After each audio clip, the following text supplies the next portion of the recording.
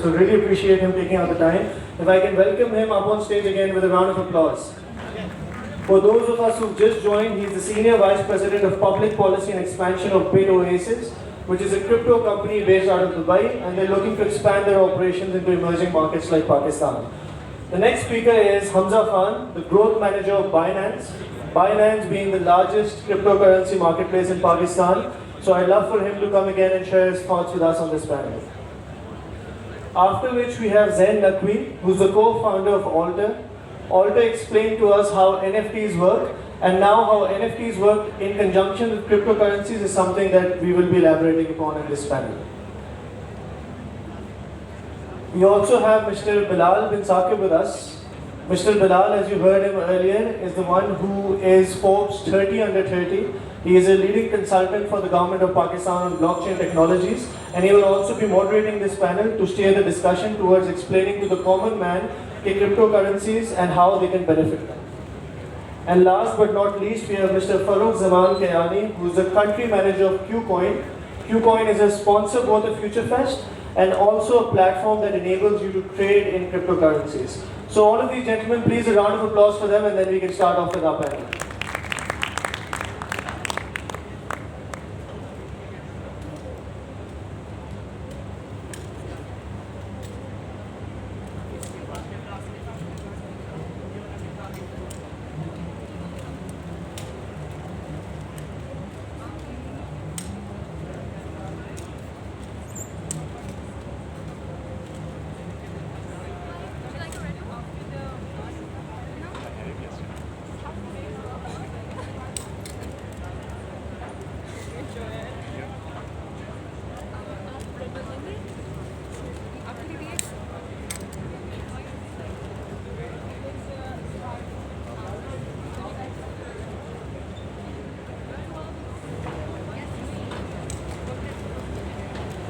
Assalamu alaikum everyone.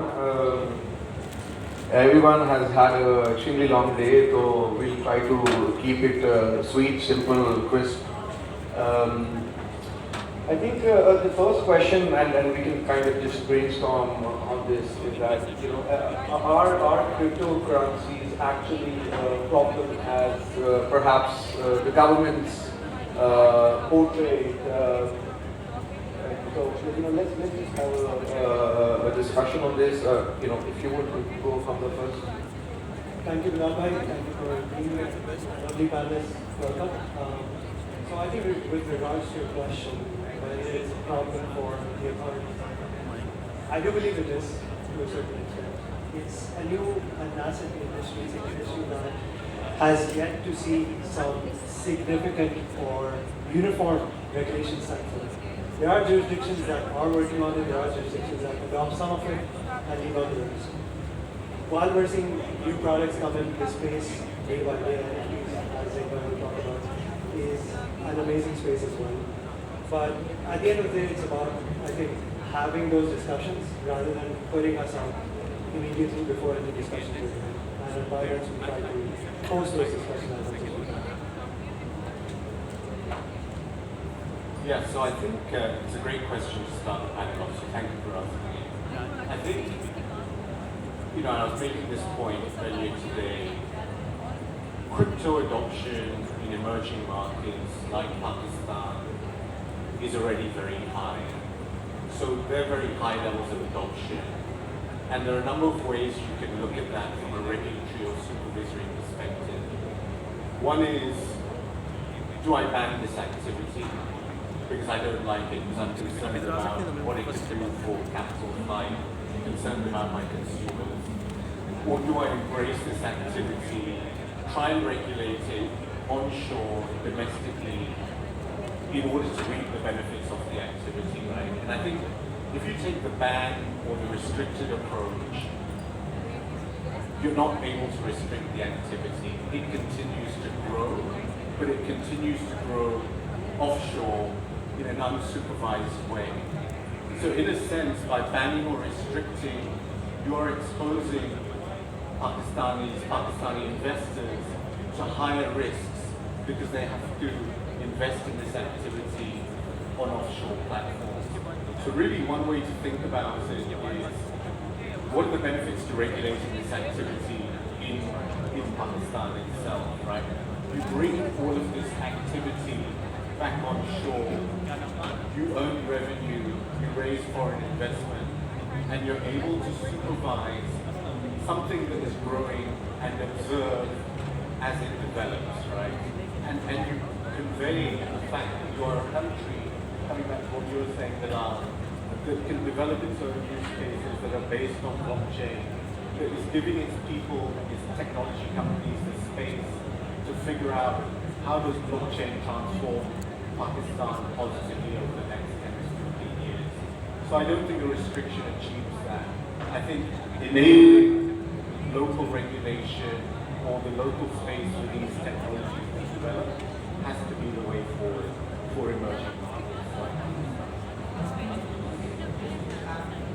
Just add on this question as a follow-up question, and anyone can go, is that you guys are the key players or the go-to people into kind of pushing this forward and creating this enabling environment. Has the government or anyone from the government kind of asked for help in terms of if you guys can come forward and help with the regulation? Varna to this undocumented business on the crypto index, in terms of adoption index, Pakistan is ranked number 3. So everything is happening. I mean, turning a blind eye is not the solution to the problem. So if you thank you so much, Bilal, Mr. Khan, and Mr. Satchu for starting this presentation. Okay, so when we talk about, when I ask people what is the difference between a Bitcoin and a normal currency that we use on a daily basis, right? Our fiat currency. So the normal answer usually that I get is Bitcoin is digital. I tell them, so what? So we have PayPal, MasterCard, Visa. Aren't they all digital? I think the basic and simple difference is the trust and confidence of people over a certain currency. That's what drives the value of Bitcoin.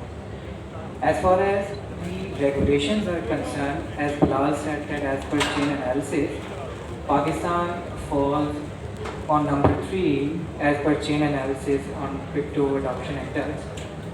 There was around a report where it says that Pakistan back in 2019 and 2020 and 2021, Pakistan people have had around 20 billion worth of cryptocurrency, but actually that's not true. That was not 20 billion. That was the total amount of trading value. That was not the asset value. It was the trading value that people had at that time. So moving on to crypto regulations in Pakistan, I would just give a very sleek comparison with India. What India is doing right now, they have around 30% withdrawal tax, right? They did not just come up with these policies, right, in a matter of few days or months, right? They might have been thinking about it. I'm very impressed by their finance minister, Nirmala Sitharaman. Maybe you can go and check out her speeches on cryptocurrency and blockchain, and just look at the way she has understood the whole concept. That was exemplary. I, being a person who loves blockchain and who admire this technology, also want our government machinery to at least, learn about it. Exchanges can play a very good role in providing information, knowledge about the cryptocurrency, how the whole ecosystem works. So, yes. I would just like to add that KYC the consumers solves a lot of the issues.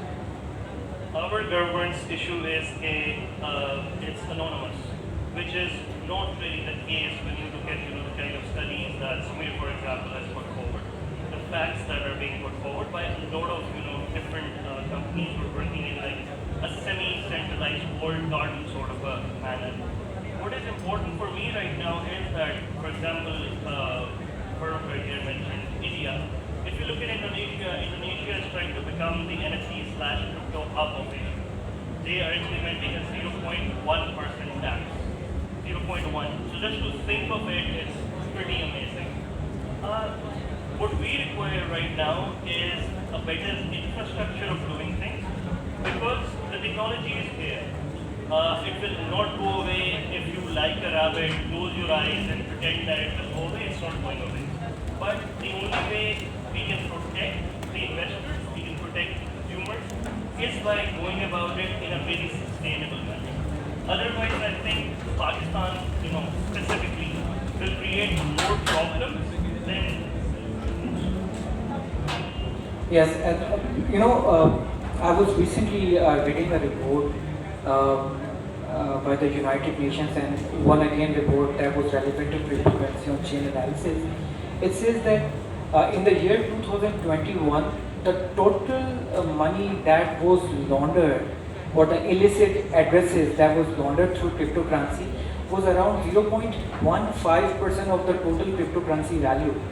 And on the other hand, when we talk about the fiat currency, the United Nations report says that the total amount of fiat money that was laundered in 1 year, it was around 2 to 5% of the total amount. So that pretty much clarifies it, right? So when you want to maybe investigate something regarding any potential fraud or a money laundering attempt, I think blockchain, checking out the blockchain addresses would be the best thing. And as Zain mentioned, that KYC is the most important thing. If any law enforcement agency would have a need to investigate a particular matter, they can ask exchanges. They can just pass a law where KYC becomes a mandatory thing for anybody who wants to invest. This is not the problem with cryptocurrency only. This is the problem with the forex as well, or maybe apart from the stock exchange, other markets that are not regulated. They can always be regulated. You cannot just outrightly say that Pakistan, like Mifta Saab said that. It will take some time. I respectfully agree with him, but we cannot just outrightly say that we will not be able to adopt it in coming months or maybe years. Obviously, time, some patience, and more work would require to get things streamlined. Yes. Yeah, but to add there, Farrukh, that is what the government is there to do, and even the Honorable Finance Minister, perhaps, because everyone is a student for life, everyone needs to do lifelong learning. He needs to perhaps brush his knowledge on blockchain, because he could be a great advocate into creating this enabling environment for people like Qcoin and Binance to really flourish. And Pakistan is one of the unique countries where Nadra already has 96% of the people. We have that data, so it is a very simple integration. If countries like Nigeria, Ghana, and other countries in Africa, if they can take this quantum leap, I think we are better equipped technologically to kind of do this integration and let Pakistan flourish into this. बिल्कुल सही कह रहे हैं. And this is my friend Hamza. He knows the process, how the KYC thing works, and the due diligence that exchanges take into consideration. That's completely. It's on the next level. They have technology to track down every person, every address, and if ever, obviously, किसी भी मुल्क का जो law है और जो वहाँ के regulations हैं, they are on the top of everything. They are always the priority and should always be respected at all times. But अगर कभी इस तरह का कोई problem आता है, तो these exchanges are highly sophisticated. They have tools, they have means that can easily track if there is any illicit transaction that has happened. तो बहुत आसान है. तो it's not difficult. Just to add there, so Hamza, have you had any discussions with the regulators, और आपने ये बातें बताई हैं, क्योंकि मतलब ये इतनी ज़्यादा जो negative narrative and negative press जो हुआ है, it's not as complicated as it now looks and feels. good question, and it's something we've received quite a lot. Yeah, you've had some experiences. So experiences, yeah. I'd rather not comment on that much, but what I'll say is, I mean, as long as we're inviting that conversation, right? A lot of people, including regulators, like you said, lifelong students, right? A lot of people that we've interacted with, we've had the chance to meet, have had open-mindedness towards this sort of things. Obviously, traditional finance itself has evolved in the last 2 years alone within Pakistan. Last year, we've seen an influx of 300 plus million in funding. A lot of that was in fintech alone. When we're talking about this new industry that comes the next year, right? It's already there, it's gathering attention. It becomes a task to try and see what carries more value. Where can you have that sort of solid partnership? Where can you bring in the right regulation? Where can you have the right conversation? I think at the end of the day, what I would say is that a lot of people are very open-minded to this sort of thing. And I think us as the people in this ecosystem should be always available to sort of walk through the motions, right, at any given point. That way we can invite further conversation, inshallah. Something very positive for Pakistan in this space. Yes, you want to add? Yeah, so just a couple of thoughts on that. I don't live in Pakistan, I'm not from Pakistan, but what I've heard today is a story of innovation in the fintech sector, right? Be it payment services, be it electronic money regulations, be it digital banking. So there is a precedent for testing things, there is a precedent for regulatory innovation. And the question I have in my mind is, why is that platform for regulatory innovation not being applied to, or why is there not a desire to apply that platform for regulatory innovation to crypto, right? And you see it with countries all over the world. In order to reduce and address consumer risk and really enable this ecosystem to flourish, you need to think about it from a regulatory perspective. So you have 3 players in this space, NFTs, etc., all who are saying that we think this activity should be locally regulated in Pakistan, right? So it's, I think the infrastructure is there, and develop the use cases, assess the viability of these use cases, assess whether those use cases, we heard people talking about inward remittance, right? Stablecoin, that virtual asset transfers could be a huge driver in reducing the cost of inward remittance and making it instantaneous. Explore these use cases that are relevant to Pakistan. But you can only really do that without banning or restricting the activity.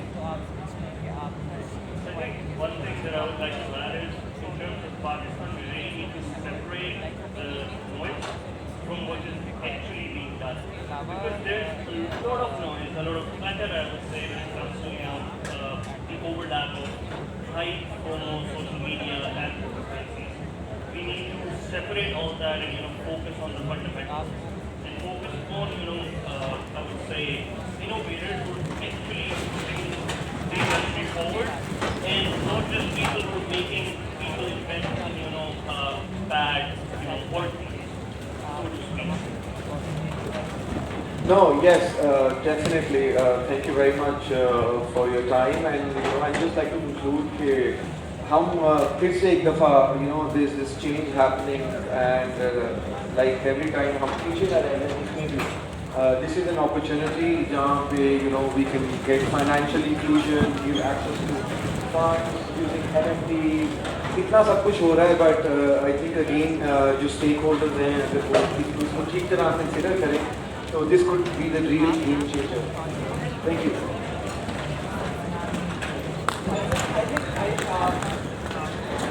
You want to say something, guys? Like, if you want to... Yes, I think we can carry on. I think it's very clear. That's just closing it. They're telling me to wrap it up. Yeah. I think the weather is perfect for a crypto discussion. The crypto weather right now. The crypto winter has arrived. I think, but there is one thing. Maybe majority of you might not agree. Maybe some of you will agree.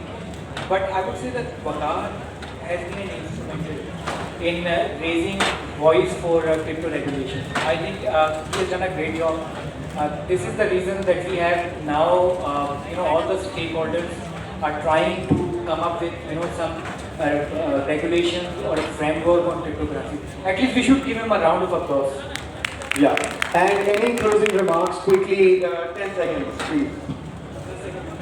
Thank you everybody who's here, braving the storm, and thank you so much. And it's a lovely Board Club.